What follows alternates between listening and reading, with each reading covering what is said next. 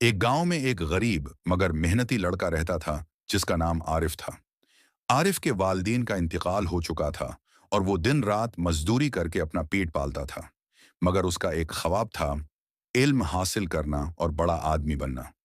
वो रोज सुबह सवेरे मजदूरी पर जाता, दिन भर काम करता और शाम को एक पुरानी किताब लेकर जलती हुई लालटीन के नीचे पढ़ने बैठ जाता।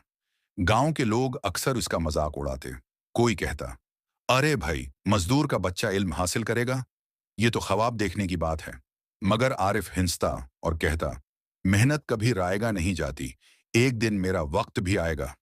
वक्त गुजरता रहा। आरिफ ने सख्त मेहनत के साथ अपनी तालीम मुकम्मल की। उसने आलम बनने का इरादा किया और दीन का इल्म सीखने के लिए मदरसे में दाखिला लिया। दिन रात के जागने और मेहनत के बाद वो एक आलम दीन बन गया।